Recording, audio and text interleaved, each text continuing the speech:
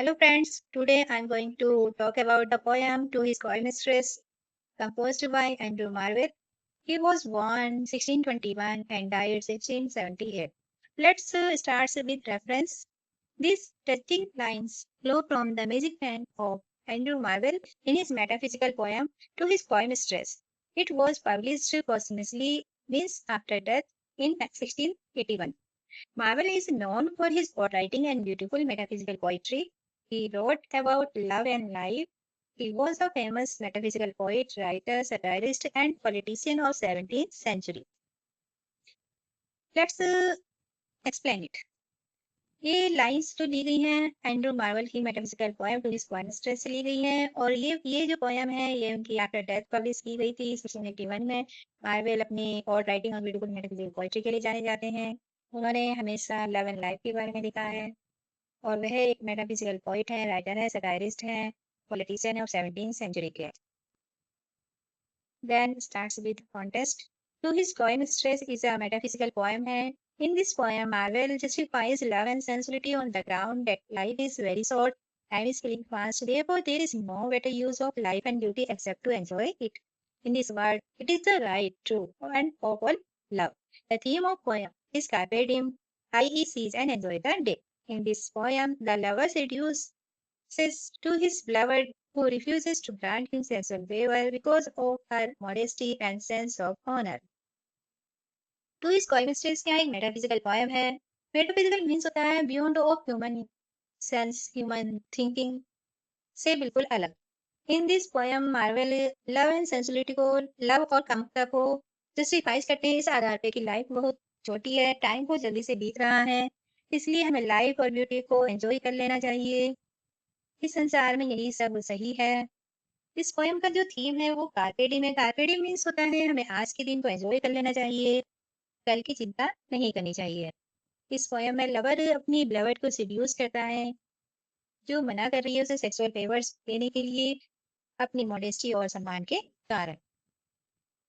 Comments to his poem stress is an expression of the passionate feeling and thinking of poet. Poem वेस्ट है syllogistic structure, i.e. it has if but and therefore syllogistic structure means तर्क संगत structure है इसका, इसमें तर्क दिया गया है while using the word if but and therefore. There is fusion of thought and feeling in metaphysical poetry. Metaphysical poetry में feeling और thought की fusion भी है। Fusion means मिश्रण. In this poem, the poet used metaphor and personification. And let's start with explanations.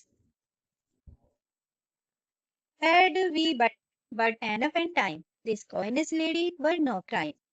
अगर हमारे पास काफी समय होता है, यहाँ पर लवर क्या है, अपनी बिलवड को सेड्यूस कर रहा है, अपनी बिलवड को परस्यूट कर रहा है, कि अगर हमारे पास एनफ टाइम होता, काफी समय होता है, this coyness lady were no crime, तो ये लेडी, ये जो तुम्हारा शर्मीलापन है, इसमें कोई क्राइम नहीं होता, इसमें कोई जुर्म नहीं होता। We would sit down and think which way to walk, हम बैठ जाते और सोचते रहते इस रास्ते पर हमें चलना है।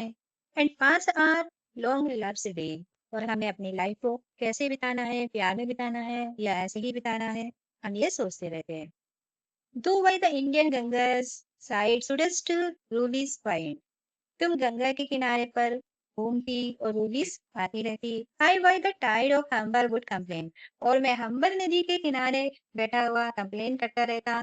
I would love you 10 years before the flood, और मैं फ्लड आने से पहले से तुम्हें 10 साल पहले से प्यार करना स्टार्ट कर देता है। And you should if you please refuse till the conversion of the Jews, और तुम मना कर देती जब तक ज्यूस का धर्म परिवर्तन नहीं हो जाता। We can explain like this.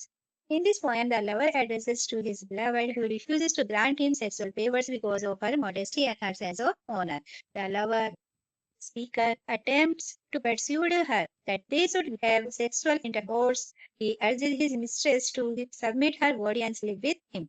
He argues that if she continues in her coy, silent behavior, they will draw to all for love. He tells that her coyness would have been all right if they had enough time. He explains that if they had enough time in this world, he would no problem with their relationship moving slowly. He says that if they had time and space, he could have kept himself in searching of rubies on the banks of river, Indian river the Gangas, and he would have complained about his love on the bank of English river Humber. Through the Gangas and Humber, the poet wants to show that there is a lot of distance between lover and lover.